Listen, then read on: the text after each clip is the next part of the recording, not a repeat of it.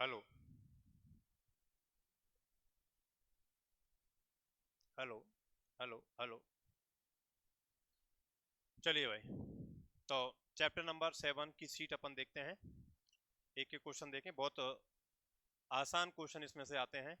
बिल्कुल formula base हैं, दो तीन फॉर्मूला ही हैं, तो उनके बेस ही क्या बनेंगे, क्वेश्चंस बनेंगे। तो देखिए, प्रत्यावर्ती धारा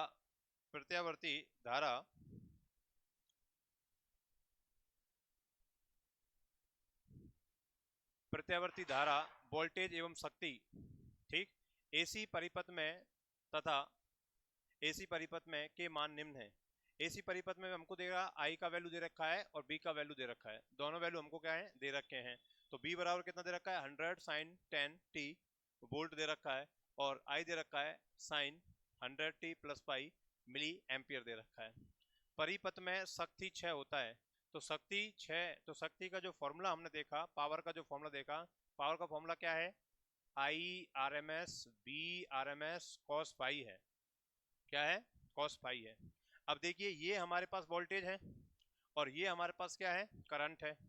ये हमारे पास क्या है, करंट, और ये वोल्टेज है। अब देखिए कि यहाँ पर ये जब हम लिखते हैं फॉर्मूला, बी का फॉर्मूला जब हम लिखते हैं, तो बी का फॉर्मूला हम कैसे लिखते हैं, ध्यान दें।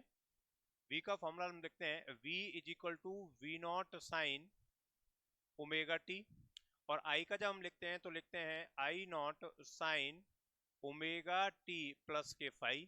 तो फाई यहाँ पर क्या है, फेज डिफरेंस है, कलांतर है। क्या है, फेज डिफरेंस है, कलांतर है। फेज डिफरेंस है, कलांतर है। बस इसी फॉर्मूले से सारी चीज आपको आ जाएंगी। ठीक, इसी फॉर्मूले से सारी चीज आएंगी। ये बी नोट और आई नोट क्या है, शिखर मान है। ये कैसे मान होते हैं, शिखर मान होते हैं। ठीक है, शिखर मान का मतलब होता है अधिकतम मान। क्या होता है, अधिकतम मान। ये शिखर मान हमने पास है, अधिकतम मान है ये शिखर मान, मैक्सिमम वैल्यू है ये। कौन सी वैल्यू है ये, मैक्सिमम वैल्यू।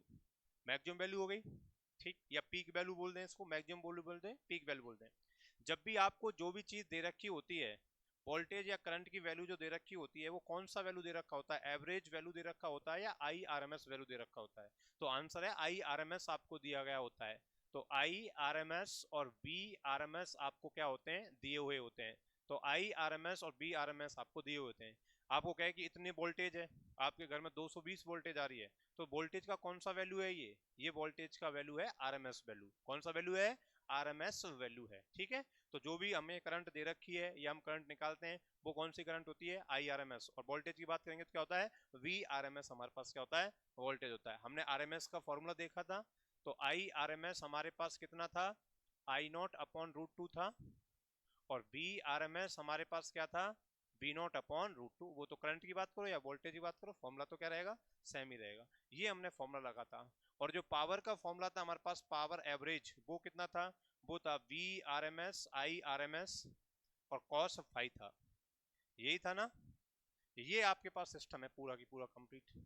ठीक, अब वो जो क्वेश्चन कह रहा है, उस क्वेश्चन में आपको बी दे रखा है और आई दे रखा है। अब आई में जो साइन के साथ चल रहा है वो आई नोट है, और बी में जो साइन ओमेगा टी के साथ चल रहा है वो कौन सा है, बी नोट है। अब देखो आपको क्वेश्चन में क्या क्या दे रखा है। तो बी बराबर कितना दे रखा है, 100 साइन ओमेगा टी की जगह कितना है, 100 टी है। ठीक, तो बी नोट हमारे पास कितना हो गया, 100 हो गया। तो बी नोट हमारे पास कितना हो गया, क्वेश्चन नंबर 1 में हमारे पास जो बी नोट है वो कितना हो गया, 100 वोल्ट हो गया।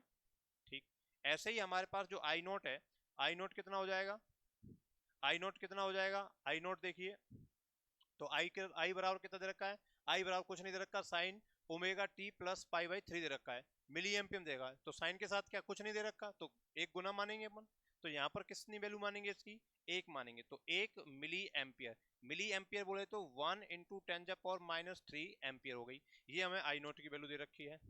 अच्छा, ओमेगा की जगह हमारे पास क्या होता है, omega T, sign omega T ऐसे लिखते हैं। तो साइन ओमेगा टी, तो टी तो है, ओमेगा की जगह कौन सा है, 100 है। तो ओमेगा की वैल्यू कितनी हो गई, 100। तो ओमेगा की वैल्यू कितनी हो गई, 100 हो गई। अच्छा, फाई की वैल्यू कितनी हो गई, फाई की वैल्यू, फाई क्या होता है, फेज डिफरेंस। तो फेज डिफरेंस क्या किसके साथ चलेगा, साइन के साथ। तो I naught sine omega t plus phi. तो ओमेगा टी के साथ जो दे रखा होगा वो क्या होगा, फाई होगा। तो यहां पर देखो फाई कौन सा है, omega t plus pi by 3। तो फाई की वैल्यू कितनी हो गई, पाई बाई 3 हो गई। तो फाई की वैल्यू जो हो गई वो कितनी हो गई, π/3 हो गई। तो फाई की वैल्यू कितनी हो गई, π/3 हो गई। ये डेटा हमको दे रखा है, क्या पूछ रहा है हमसे, पूछ क्या रहा है हमसे, परिपथ में शक्ति से। एक क्वेश्चन समझ लो, सारे क्वेश्चन जो न्यूमेरिकल आएंगे इसी फॉर्मेट में आएंगे। परिपथ में शक्ति 6 होता है, पावर डिसिप्शन पूछ रहा है, पावर लॉस पूछ रहा है, तो पावर का फॉर्मूला लगा दो। तो पावर का फॉर्मूला क्या है हमारे पास, power is equal to VRMS IRMS cos phi होता है। पावर इज इक्वल टू क्या होता है, P is equal to VRMS IRMS cos phi होता है। अच्छा, VRMS क्या होता है, V0/√2 होता है, और IRMS क्या होता है, I0/√2 होता है, और ये cos फाई होता है। अब देखो वैल्यू आपको पास क्या क्या दे रखी है, V0 की वैल्यू कितनी दे रखी है, 100, तो ये 100 हो गया। √2 इंटू √2 ये क्या हो गया, 2 हो गया। √2 इंटू √2 क्या हो गया, 2 हो गया। I0 की वैल्यू कितनी दे रखी है, 1 इंटू 10⁻⁻³ दे रखी है। फाई की वैल्यू कितनी दे रखी है, ये तो cos π/3, π/3 का मतलब होता है cos 60। कितना होता है, पाई की वैल्यू होती है 180, तो 180 में 3 के बाद देंगे cos 60, तो cos π/3 का मतलब cos 60। अब बताओ, तो cos 60 की वैल्यू देखो, तो ये कितना हो गया भाई, 100 मल्टीप्लाई करो 10 की घात -3 और ये 10 की घात 2, तो नीचे कितना आएगा 10 की घात 1, तो 1/2 इंटू 10 की घात -1 बची, दो में से एक करके। cos π/3 की वैल्यू कितनी होती है, cos 60 की वैल्यू कितनी होती है भाई, बताओ cos 60 की वैल्यू, cos 60 की वैल्यू 1/2, cos 60 की वैल्यू कितनी होती है 1/2, ये cos 60 की वैल्यू होती है। अब बताओ ये P इज इक्वल टू कितना हो जाएगा 1/4, और ये कितना हो जाएगा 1/10 हो जाएगा। ठीक, 1/4 का मतलब कितना हो गया, 1/4 का मतलब कितना हो गया, 1/4, तो 0.25, तो ये हो गया कितना 0.25/100, तो कितना हो जाएगा 0.025, ये पावर हमारे पास हो जाएगा। ठीक, तो ये हमारे पास पावर आ जाएगा, तो 0.025, लेकिन ऐसा इसमें है नहीं कुछ भी। ठीक है, तो यहाँ पर इसने जो दे रखा है मिली की जगह यहाँ पर क्या देना चाहिए, इसको एम्पियर देना चाहिए। तो या तो इसको हम क्या करेंगे, करेक्ट करेंगे, मिली की जगह एम्पियर मानेंगे तो आंसर आ जाएगा। मिली की जगह अगर हम एम्पियर माने यहाँ पर, इसको क्या माने, मिली की जगह एम्पियर ही माने, तो देखो आंसर कैसे बैठेगा, तो ये हमारे पास हट जाएगा। तो कितना आएगा 10 की घात 2 आएगा, कितना आएगा 10 की घात 2, 10 की घात 2, तो 1/4 और 10 की घात कितना चलेगा 2, 1/4 10 की घात 2, तो कितना हो गया ये 1/4 और 10 की घात 2 का मतलब होता है 100, तो कितना हो गया 25 वाट, कितना हो गया 25 वाट। तो आंसर 25 वाट है इसमें, 25, इसमें भी क्या दे रखा है 2.5 वाट दे रखा है।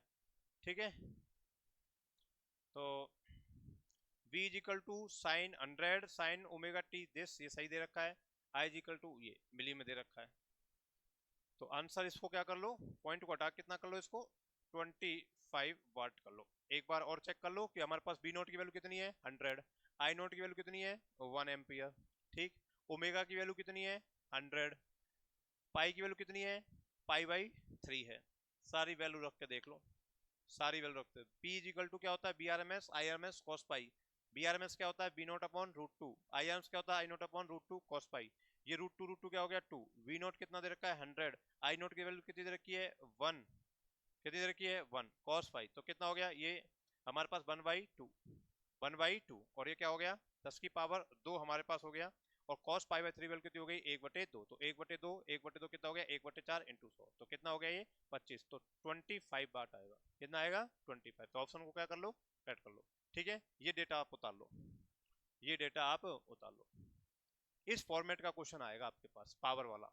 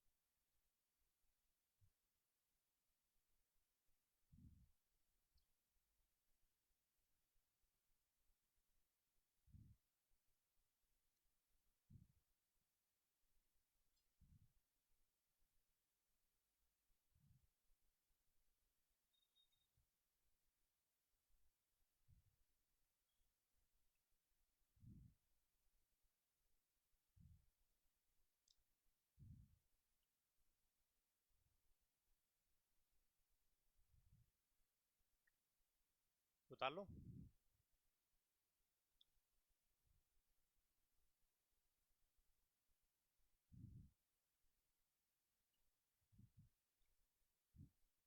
ठीक है, चलिए अब देखो 2 3 4 सवाल पूरी शीट के इसी बेस पर हो जाएंगे। आपसे पावर पूछ रहेगा तो पावर पूछेगा दिस। अब यहाँ से कंसेप्ट क्लियर हो गया कैसे निकालते हैं। हाँ, स्लाइड नीचे करें, ऊपर तो कुछ लिखा ही नहीं। IRMS और BRMS पता होना चाहिए क्या होता है।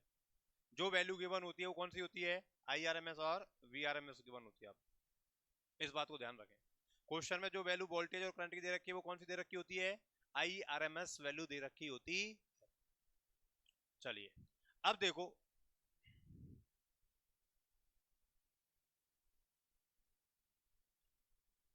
Question number second.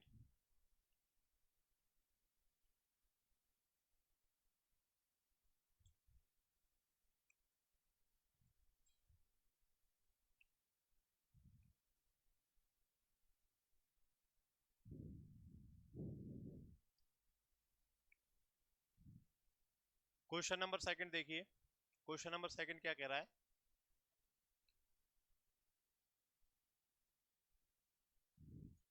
प्रत्यावर्ती AC धारा 220 वोल्ट का शिखर मान होगा। तो आपको धारा दे रखा है I बराबर कितना दे रखा है 200, ये B बराबर 220 वोल्ट, B बराबर कितना दे रखा है 220 वोल्ट दे रखा है। शिखर मान पूछ रहा है मतलब B नॉट की वैल्यू पूछ रहा है। अच्छा जो दे रखा होता है वो कौन सा मान होता है, RMS मान। कौन सा मान होता है, RMS। ये कितना होता है V नॉट अपॉन √2 बराबर 220। तो हमें क्या निकालना है V नॉट।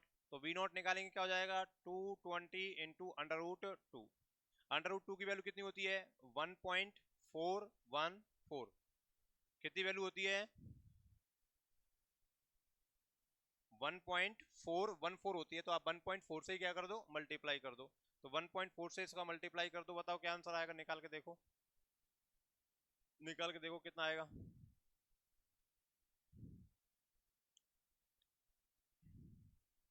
तो 220 4 से करेंगे, 4 दूनी 8 और 4 दूनी 8, यही आएगा क्या। नहीं पहले 4 से करेंगे फिर बाद में 1 से करेंगे। गलत लिखा है, सही क्यों लिखा है। पहले क्या करेंगे 4 से, तो कितना आएगा 880। फिर किससे करेंगे 1 से, तो 020, तो 080 और ये कितना आएगा 3। कितना पॉइंट है 1, तो 308। कितना आएगा 308। हाँ तो 311 दे रखा, 308 नहीं दे रखा। चूंकि हमने क्या लिया है हमने क्या लिया है 1.4 ही लिया है। एक्चुअल वैल्यू कितनी होती है 1.414 होती है। तो अगर पूरा वैल्यू लिख के सॉल्व करेंगे कितना आ जाएगा 311.0 वोल्ट आएगा। ठीक, तो हमारे पास कौन सा आंसर आएगा ये। अगला देखिए, भारतवर्ष में प्रत्यावर्ती धारा की आवृत्ति, जो हमारे पास फ्रीक्वेंसी होती है AC की, वो AC की जो फ्रीक्वेंसी होती है वो होती है 50 हर्ट्ज। ध्यान देना है भारत में 50 हर्ट्ज होती है, लेकिन अमेरिका या US आ जाए तो उसमें होती है 60 हर्ट्ज। भारत में जो आवृत्ति होती है फ्रीक्वेंसी होती है AC की वो कितनी होती है 50 हर्ट्ज होती है, लेकिन अगर US आ जाए तो US में कितनी होती है 60 हर्ट्ज होती है। अगला क्वेश्चन देखिए, ये उतारना है, सिंपल है तो। चलिए फोर्थ क्वेश्चन देखिए, फोर्थ क्वेश्चन देखिए। एक AC एक AC परिपथ में I equal to I naught sine omega t minus π/2 द्वारा दी गई है। इस परिपथ में आरोपित AC voltage E equal to E naught sine omega t है। तो परिपथ में वह शक्ति है, तो शक्ति पूछ रहा है, शक्ति पूछ रहा है ना। बस तो बताइए इसमें फाई कितना दे रखा है, फाई किसके साथ होता है करंट के साथ, कितना दे रखा है π/2। तो फाई कितना दे रखा है π/2। अच्छा शक्ति में क्या आता है, शक्ति में आता है कॉस, क्या आता है, क्या आता है कॉस, कॉस फाई आता है। तो यहाँ पर फाई की वैल्यू कितनी दे रखी है π/2, कॉस π/2 वैल्यू कितनी होती है 0। कितनी होती है 0। तो शक्ति कितनी आ जाएगी हमारे पास 0। कैलकुलेट करने की क्या नहीं है जरूरत नहीं है, कैलकुलेट करने की क्या नहीं है जरूरत नहीं है। ठीक, कैलकुलेट करने की जरूरत नहीं है क्योंकि पावर में क्या चलता है BRMS IRMS cos फाई चलता है। तो cos फाई, यहाँ फाई की वैल्यू कितनी है π/2, cos π/2 वैल्यू कितनी होगी 0। तो कैलकुलेट क्या हो जाएगा 0, जरूरत ही नहीं, बिना पेन उठाए क्या हो जाएगा आंसर हो जाएगा। अगला देखो पांचवा क्वेश्चन, पांचवा क्या करा है, एसी परिपथ में I is equal to 5 sine omega t minus 5/2 ampere और एसी विभव B is equal to 200 sine 100 volt है, तो इसमें विद्युत शक्ति खपत होगी, तो वही कितना है बेटा, 5/2। फाइव की वैल्यू कितनी है, 5/2, और cos 5 की वैल्यू कितनी हो जाएगी, 0। cos 5/2 वैल्यू कितनी, 0, तो इसमें भी कितनी हो जाएगी, 0 वोल्ट। तो दोनों क्वेश्चन एक ही हैं, दोनों क्वेश्चन एक ही है। अच्छा वैल्यू कितनी भी दे ले, हमको कितना देखना है, 5 देखना है। क्या देखना है, 5। डायरेक्ट आंसर आ जाएगा, क्या आ जाएगा, डायरेक्ट आंसर आ जाएगा। क्लियर, 5 देखना अपन, क्या देखना है, 5। अगर 5 कुछ अलग दे रखा है तो फिर कैलकुलेट करने की जरूरत है, अगर π/2 ही दे रखा है तो कैलकुलेट करने की जरूरत नहीं है, 0 आएगा। अगला देखो क्वेश्चन नंबर 6। क्वेश्चन नंबर 6 क्या कह रहा है, एक परिपथ में प्रत्यावर्ती धारा का मान तप्त तार एम्पियर द्वारा 100 एम्पियर पढ़ा जाता है तो उसका शिखर मान होगा। क्या पढ़ा जा रहा है, पढ़ा जा रहा है, एम्पियर के द्वारा पढ़ा जा रहा है, पढ़ा जा रहा है मतलब उसको रीडिंग है। तो मैंने बताई जो रीडिंग हम नापते हैं या जो हमको दे रखी होती है वो कौन सी दे रखी होती है, आरएमएस वैल्यू। क्या दे रखी होती है, अरे क्या वैल्यू दे रखी होती है, आरएमएस। तो यहाँ करंट कितना दे रखा है, 100 एम्पियर, तो आई की वैल्यू कितनी दे रखी है, 100 एम्पियर दे रखी है। तो आई क्या होता है, कौन सा वैल्यू होता है, ये आरएमएस वैल्यू। क्या होता है, आई नॉट अपॉन √2, कितना हो जाएगा, 100। आई नॉट निकालना होगा तो 100 इंटू क्या हो जाएगा, √2। तो 100 इंटू 1.414 पूरा वैल्यू लें तो कितना हो जाएगा, 41.4 ये।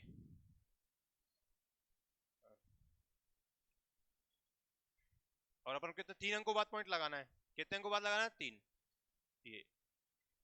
ये आ जाएगा। तो 14.14, तो कितना आ जाएगा, 14.14 एम्पियर आ जाएगा। बोलो, तो जो कंसेप्ट बताएं उसी कंसेप्ट पर आएंगे, दो ही कंसेप्ट है बस, एक तो पावर का है और एक बीआरएमएस कितना होता है, आईआरएमएस कितना होता है, बस इस वैल्यू पर पूरे क्वेश्चन चलेंगे।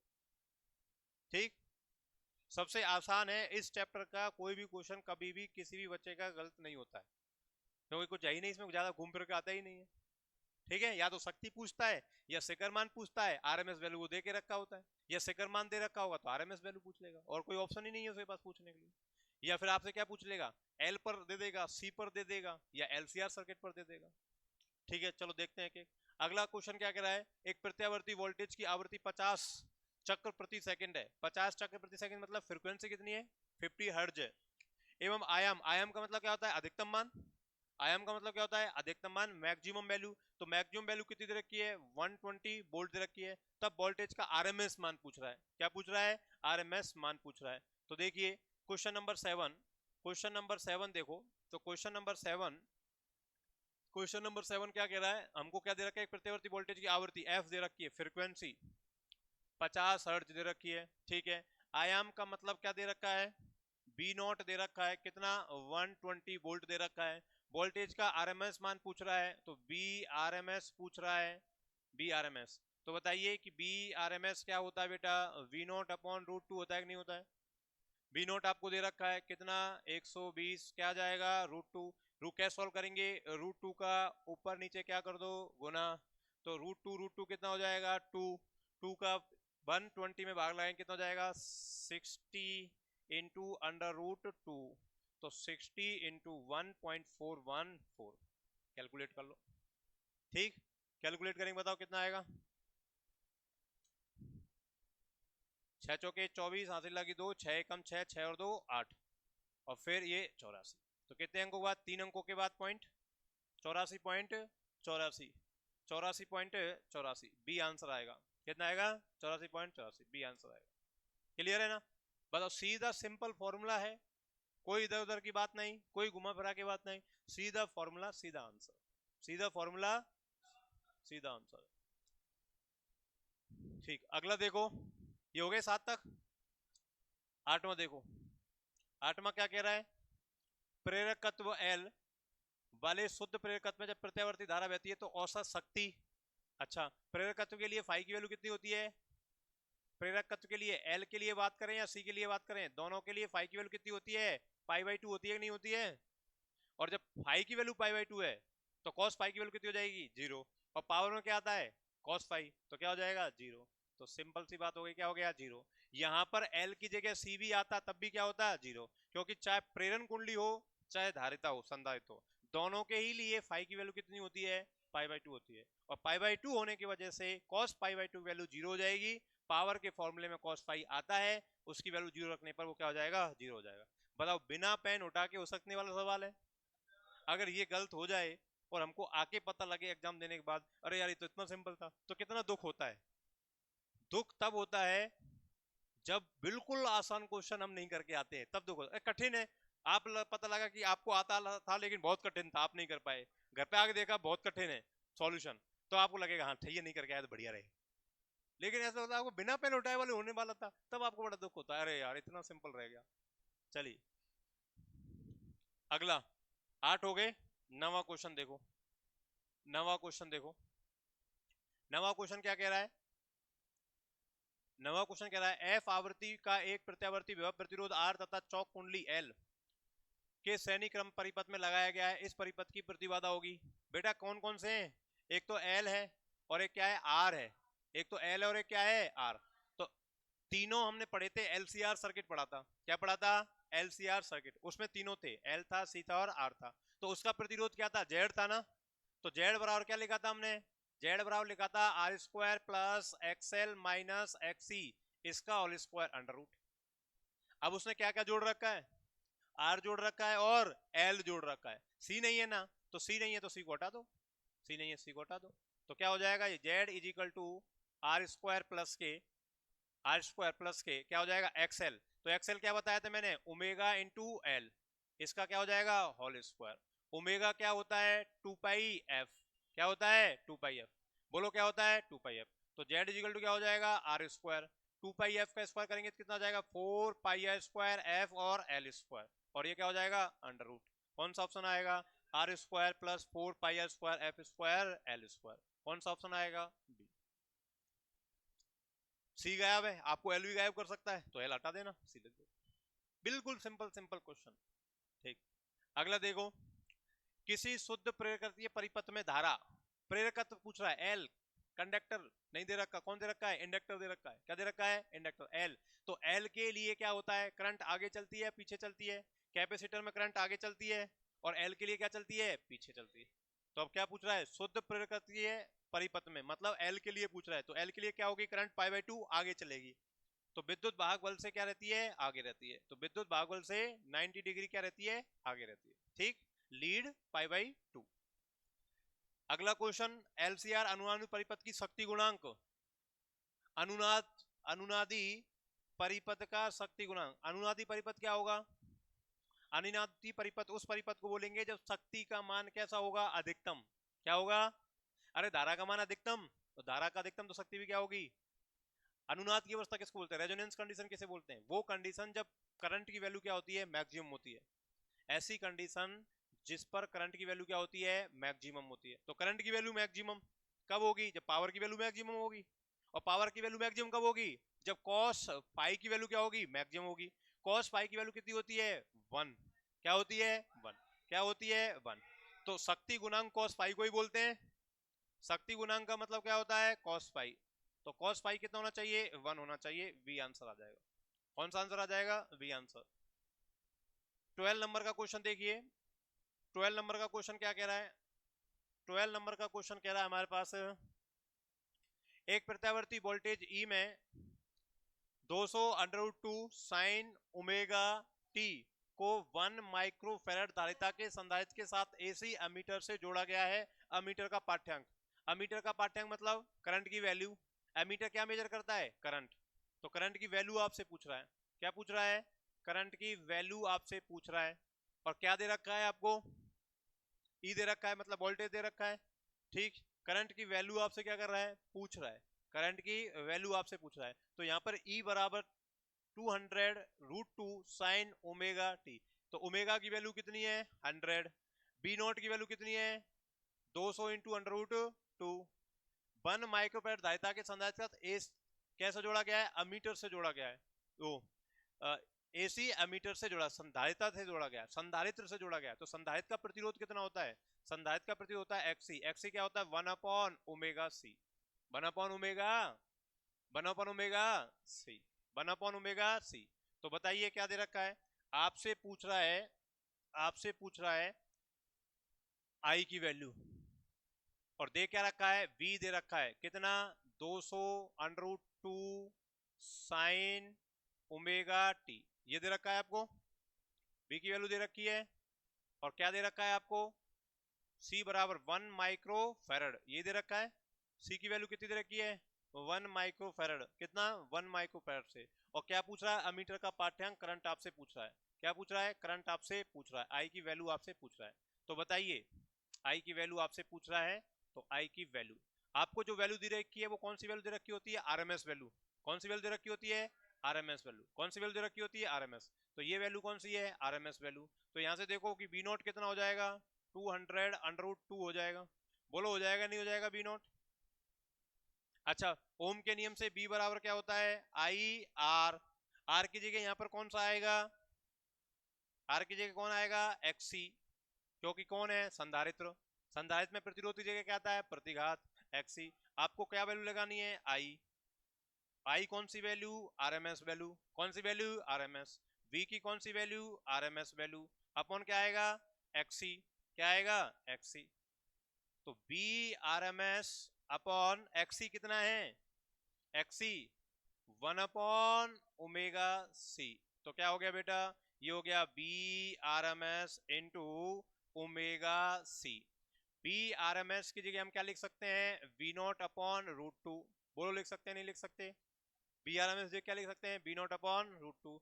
ओमेगा की वैल्यू कितनी दे रखी है बताओ यहाँ से, ओमेगा की वैल्यू कितनी दे रखी है यहाँ पर, 100। कितनी दे रखी है, 100। तो ये आपके पास क्या आ जाएगी, 100। और सी की वैल्यू कितनी दे रखी है आपके पास, 1 माइक्रोफेराड 10 की घात माइनस के 6। ये लो, ये किसकी वैल्यू आ जाएगी आपके पास, आई आरएमएस की वैल्यू आ जाएगी। तो बताओ बी नॉट कितना है, बी नॉट आपके पास कितना है, 200 इंटू रूट टू बटे रूट टू, 10 की घात कितने आ जाएगा, -4। रूट टू से रूट टू कट गया, 2 इंटू 10 की घात कितना, -2।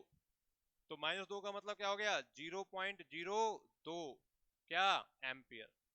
तो आंसर कितना दे रखा है, 2 इंटू 10 की घात -2। किस फॉर्मेट में दे रखा है, किस फॉर्मेट में दे रखा है, मिली एम्पियर में दे रखा है। किस में दे रखा है, मिली में दे रखा है। तो मिली बनाओ, मिली का मतलब होता है 10 की घात -3।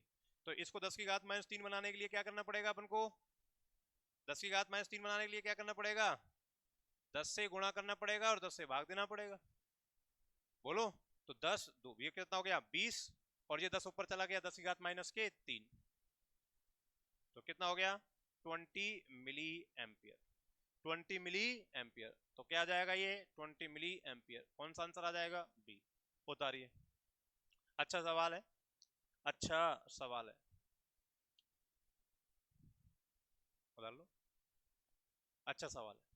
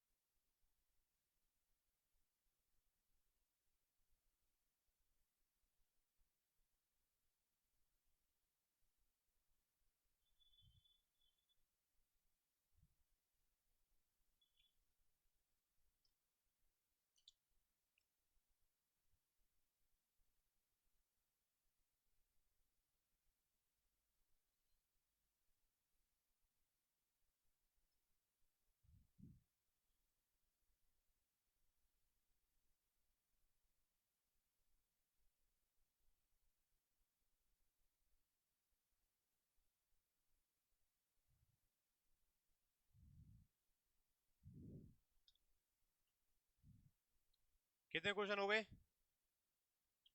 कितने हो गए, 12।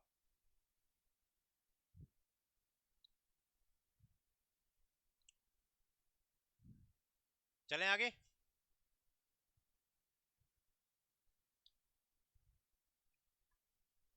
चलें।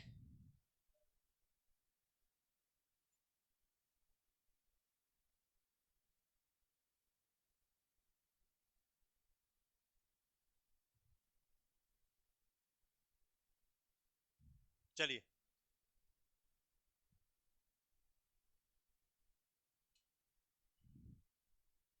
12 हो गए। अगला देखो 13वां सवाल। अनुनाद की स्थिति में धारा एवं वोल्टेज के मध्य कलांतर क्या होगा? तो अभी बताया। अनुनाद में क्या होगा?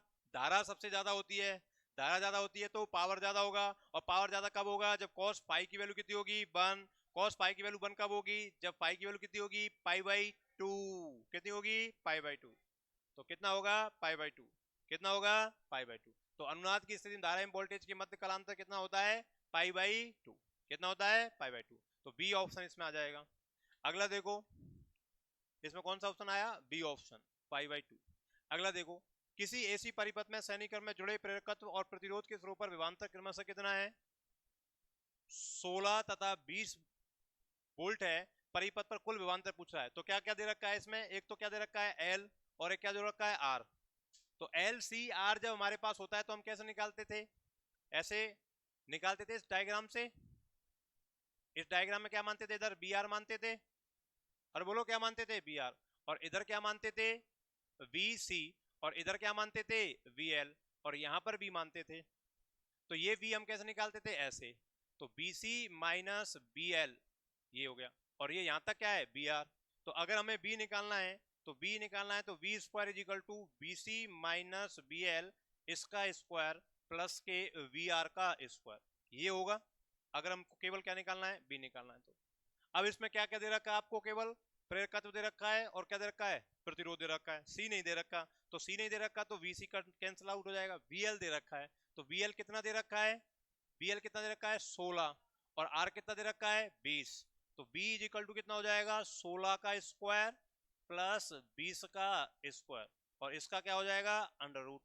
तो बताओ 16 का कितना होता है? 216। और इसका कितना होगा? 400। तो कितना हो जाएगा? 600। 616 नहीं, 16 का 216 थोड़ी होता है, 16 का 256 होता है। 16 का 256। 16 का कितना होता है? 256। स्क्वायर बताओ कितना होता है? 256 भी होता है ना। प्लस 400, तो कितना हो गया? 656 अंडर रूट। अब देखो, अगर 625 होता तो 625 का कितना निकलता? 25 निकलता। लेकिन ये 625 से क्या है? ज्यादा है। ज्यादा है तो क्या निकलेगा? 25 से ज्यादा। तो 25 से ज्यादा ऑप्शन कौन सा दे रखा है? ये नहीं, ये नहीं, बहुत ज्यादा हो गया। तो कितना होगा? 25.6 वोल्ट। 25.6 नहीं, बहुत से। देखो, अगर मैं इसको पेपर को सेट करता तो मैं क्या कर देता? 16 और 20 जोड़ के कितना ऑप्शन दे देता? एक 36 दे देता। कितना देता? 36। और सब कहते अरे यार श्रेणी है, तो श्रेणी में तो वोल्ट तक क्या हो जाएगी? ऐड हो जाएगी। तो ऐड हो जाएगी तो 16 और 20 कितना हो जाएगा? 36, और ऑप्शन मिल जाएगा 36। आंसर गलत। आंसर क्या हो जाएगा? जबकि हम कंसेप्ट को भूल ही गए। एलसीआर परिपथ में हम कैसे निकालेंगे? फेजर आरेख से। किससे निकालेंगे? फेजर डायग्राम से निकालेंगे। और क्या होगा? ये होगा। ठीक है।